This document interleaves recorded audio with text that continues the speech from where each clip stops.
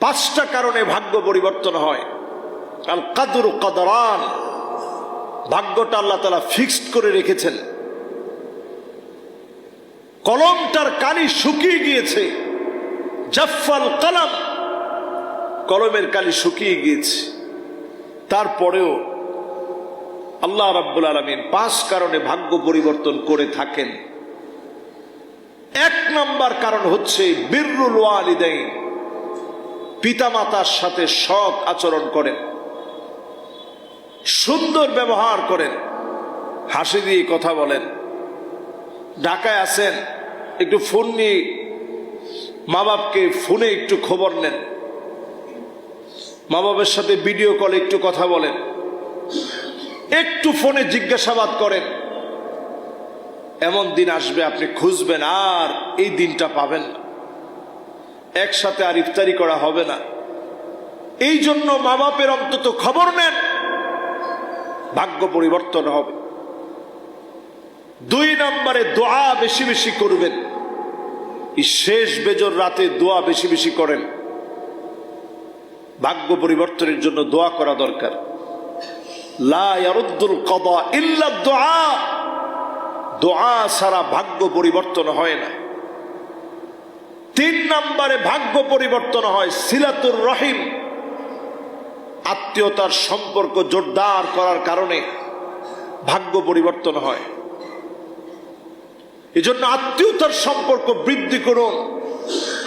নিজের আত্মীয় স্বজন যারা আছে, যাকাতের টাকাটা তাদেরকে দেওয়ার চেষ্টা করেন, সাদাকাতুল ফিত্র তাদেরকে দেওয়ার চেষ্টা করেন। আত্মীয়তার সম্পর্ক বজায় রাখেন। আপনার যাকাত আসে নাই, তারপরেও কিছু টাকা অন্তত তাদের হাতে দেন, একটু খোঁজ খবর নেন। এই সময়টা আমাদেরকে এই বিষয়গুলো বারবার মনে করায় দেয়। আত্মীয় স্বজনের খোঁজ খবর নেন। চার নাম্বার, অধিক পরিমাণ ইস্তিগফারের কারণে আল্লাহ ভাগ্য পরিবর্তন করে দেন। মান লাজিমাল ইস্তিগফার জাআলাল্লাহু লাহু মিন কুল্লি দাইকিন মাখরাজা ওয়া মিন কুল্লি হাম্মিন ফারাজা। অধিক পরিমাণ ইস্তিগফার পড়ছেন, বিপদ আপদ বালা মুসিবত আল্লাহ উঠায় নেবেন, এমন জায়গা থেকে রিজিক দিবেন আপনি কল্পনা করতে পারেন নাই। সব রাস্তা বন্ধ হয়ে গেছে, আল্লাহ দেখবেন বের হওয়ার রাস্তা বাতলে দিয়েছে। এজন্য অধিক পরিমাণ ইস্তিগফার পড়েন, এর কারণে আল্লাহ ভাগ্য পরিবর্তন করবে। তাসবিহ বেশি বেশি পড়বেন, ভাগ্য পরিবর্তন হবে। সর্বশেষ পাঁচ নম্বরে লা ইলাহা ইল্লা আনতা সুবহানাকা ইন্নী কুনতু মিনাজ জালিমিন। বালা মুসিবতের মধ্যে আছেন, পড়েন। কোরআনুল কারীম বক্তব্য দিচ্ছে ফাস্তাজাবনা লাহু ওয়া নাজ্জাইনাহু মিনাল গাম ওয়া কাযালিকা নুনজিল মুমিনিন। শুধু ইউনূস আলাইহিস সালামকে মাছের পেট থেকে আল্লাহ বাঁচিয়েছেন এমন না, আজকেও যদি আপনি পড়েন, মুমিন যদি আপনি হন, অবশ্যই যিনি আপনাকে হেফাজত করবেন তিনি কে? আল্লাহ সুবহানাহু ওয়া তাআলা। এজন্য বালা মুসিবতের সময় ভেঙে না পড়ে এই আমলগুলো বেশি বেশি করার চেষ্টা করব। আল্লাহ আমাদের প্রত্যেকের সন্তান আদিদেরকে মানুষের মতো মানুষ বানায় দিক, পড়ে না আমিন। আমাদের সকলের গুনাহ খাতাগুলো আল্লাহ মাফ করে দিক, পড়ে না আমিন। এই জুমাটাকে বাংলাদেশে আমরা বলে থাকি জুমাতুল ওয়াদা, বাংলায় বলি বিদায়ী জুমা। কি জুমা? এই পরিভাষাটা হাদিসের ভিতরে এটাকে জুমাতুল ওয়াদা বলে, বিদায়ী জুমা বলে কোনো পরিভাষা ব্যবহার করা হয়নি। সাহাবায়ে কেরাম এই জুমাকে বিদায়ী জুমা বলেনি। তাহলে আমরা কি এই জুমারে বিদায়ী জুমা বলতে পারি? আমরা এটাকে বিদায়ী জুমা বলতে পারি না। আজকে এটা জুমাতুল আখিয়ার, শেষ জুমা, রমজানের শেষ জুমা। এটি স্বাভাবিকভাবেই রমজানের যে কয়টা জুমা আমরা পেয়েছি, এই জুমাটা আমাদের কাছে সবচেয়ে হৃদয়গ্রাহী হওয়ার কথা।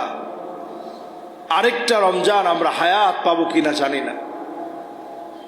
দেখুন, আমাদের একজন প্রিয় আল্লামা লুৎফুর রহমান রহমতুল্লাহ আলাই দুনিয়া থেকে চলে গেছেন। উনার যত বক্তব্য আপনারা শুনছেন, ওই বক্তব্যের পিছনের কারিগর ছিল এখানে বসা রুবেল। আজকে আমাদের মসজিদে আসছে, আমার সাথে অনেক আগ থেকে খুব সম্পর্ক। সে এখানে বসা আছে, কত আলোচনা উনি করলেন। আজকে উনি কবরে ঘুমায় আস। জীবনের শেষ সময়টাতে উনি প্রায় বলতেন যে আমার ভিসার মেয়াদ মনে হয় শেষ হয়ে গেছে, এই রমজান মনে হয় আমি পাবো না। সত্যি তিনি রমজানটা পান নাই, চলে গেছেন। একটু চিন্তা করেন তো দেখি, উনার কথাটা যেমন সত্য হয়ে গেছে, এমন সত্য তো হয়ে যেতে পারে আগামী রমাদান আসবে, আমি আপনি থাকবো না, অন্ধকার কবরে চলে যাব। আমার মৃত্যুর অনেকগুলো দিন পার হয়ে যাবে, মানুষ মনেও রাখবে না আমি চলে যাব, অন্ধকার কবরের বাসিন্দা হয়ে যাব। আন্নাসু ফিল কবরি কাল গরিকি ফিল বাহর। সমুদ্রের ভিতরে সাঁতার না জানলে যেমন অসহায়, অন্ধকার কবরে মানুষ এর চাইতে বেশি অসহায় হয়ে যাবে। আউয়ালু মানজিলিন মিন মানাজিলিল আখিরাত। আখিরাতের প্রথম ধাপের নাম হচ্ছে কবর। সেই কবর আমাকে আপনাকে প্রতিনিয়ত ডাকতেছে। হাদিমুল লাযযাত, জীবনের স্বাদগুলা মিটায় দিবে। অনেক পার যে আকাঙ্ক্ষা ছিল মিটে যাবে। সন্তানাদি হাউমাউ করে পাশে কাঁদবে, শুভাকাঙ্ক্ষীরা পাশে দাঁড়ায় দাঁড়ায় কাঁদবে। হাত্তা ইয়াসমা'a সিমা'আন আলাইহি, পায়ের আওয়াজগুলো আপনি শুনবেন, পায়ের আওয়াজগুলো শোনা যাবে। কাউকে আপনি কবরের ভিতরে বসে আটকাতে পারবেন না। প্রশ্নগুলা করা হবে খুব সহজ প্রশ্ন, উত্তর যদি দিতে না পারে ফায়াদরিবুহু দরবাতাম বিল হাদিদ, লোহার হাতুড়ি দিয়ে এমন ভাবে পিটানো হবে ব্যক্তি জোরে জোরে চিৎকার করবে। কুল কায়নাত তার চিৎকার শুনবে। ইল্লা সাকালাইন, দুইটা সৃষ্টি শুনবে না।